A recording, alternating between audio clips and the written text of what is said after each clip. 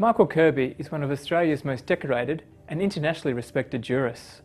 In 2013, the former High Court judge was appointed by the United Nations to head a commission of inquiry on alleged human rights violations in North Korea. In an interview with Lawyers Weekly, he talks about the findings of that report and why the inquiry moved him so much, and also gives his insights into the recent NAS report and the merits of a Queen's Counsel versus a senior counsel.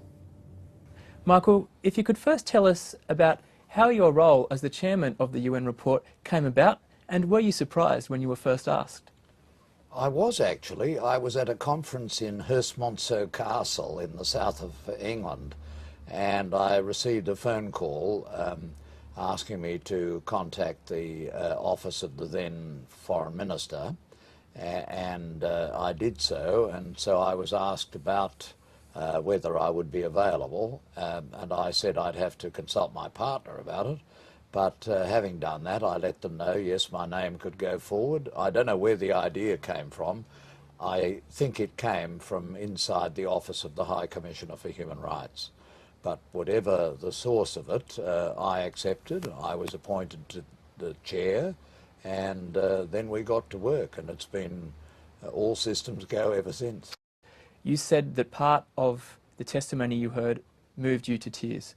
What was so unique about some of the things you heard with regard to this report? Nothing in my previous legal life, judicial life, had really prepared me for the duration, the variety, the intensity, the cruelty of the human rights abuses which were revealed in the inquiry by the Commission.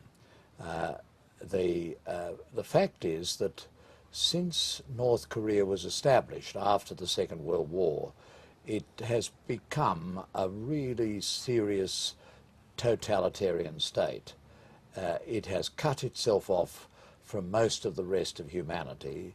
It has sailed under the radar of international attention, and the range of abuses of human rights are just so enormous and shocking that when one hears them all, it's difficult to take them all in. Michael, were there any particular individual instances of evidence you heard that you particularly remember as being very moving and very shocking? Many, and in fact I always feel a little uncomfortable at singling out particular instances, because it's as if you don't give the same respect to other cases, and I certainly don't mean to disrespect any of the brave witnesses who came forward and told their stories. But one case involving a witness who had been repatriated from China into North Korea by the Chinese government, and because of notions of racial purity that exist in North Korea about the Korean blood and the Korean race, because she had had a baby by a Chinese father, that was regarded in North Korea as a serious contamination of the blood of the Korean population, and she was effectively required to drown her baby, and to drown it in a bucket. She begged and protested. It was her only child, and that had no effect whatsoever, and the witness who saw this happen described how the child was put upside down into a bucket of water, and how a froth and air bubbles started to form around the baby's mouth as the baby effectively drowned. The baby was a complete innocent. Ultimately, another woman took the baby away to dispose of it. But it was the kind of cruelty that it's hard to believe still happens in our world today. Michael, where to from now? What can the United Nations and the world community do to try to help the North Korean people and put an end to these human rights abuses? Ultimately, we came to the proposal that the matter should go to the International Criminal Court, which is already set up, has a prosecutorial office, has staff, but can only receive jurisdiction if a country is a party to the Rome Statute, which North Korea is not, or alternatively if the Security Council refers the matter to the International Criminal Court. The report which we produced is so strong, so many powerful instances with strong evidence that what should happen in the international community is that the case should be referred to the ICC. That may not happen because a permanent member of the Security Council might veto that from happening, but that is what should happen. Michael, China have already indicated that they're unlikely to refer the matter to the ICC, given that they have the power of veto on the Security Council and are an important ally of North Korea. Does that have you feeling pessimistic about the chances of any of the North Korean leaders being brought to justice one day? The position of China is complicated, and it's true that some of the statements that have been made on behalf of the Foreign Minister of China have been negative to the idea of the matter going to the International Criminal Court. But China is a very great country, and it has a great economy and an ancient civilization, and China itself must not be very happy about having on its doorstep as a direct neighbour a country which has nuclear weapons, rocket delivery systems, the fourth largest army in the world, and which disposed of the second most powerful man in the country, Jiang Song-tek, by executing him within 4 days of arresting him in the Politburo in Pyongyang.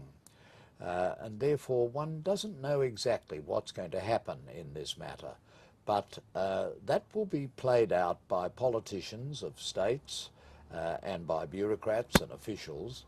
The Commission of Inquiry was simply a fact-finding instrument, and we found the facts, we answered the questions, and now it is really over to the international community. It will be a shocking thing if the international community, having received this report with so many believable stories about very great wrongs, if it doesn't do anything. Michael, looking at matters closer to home, earlier this month the Law Council of Australia produced a study which involved responses from almost 4,000 current and former practitioners, which showed high levels of discrimination and gender inequality throughout the whole legal profession.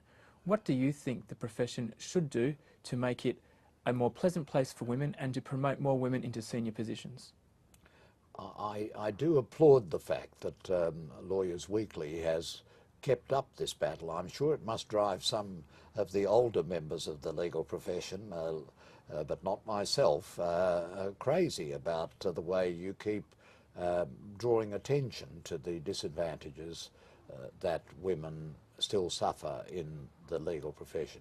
It's not only the disadvantages you've mentioned, but as I found lately in giving talks to bar associations, disadvantages in actual conduct of practice, disadvantages in terms of hostility sometimes to female practitioners, women, and also bullying that occurs sometimes.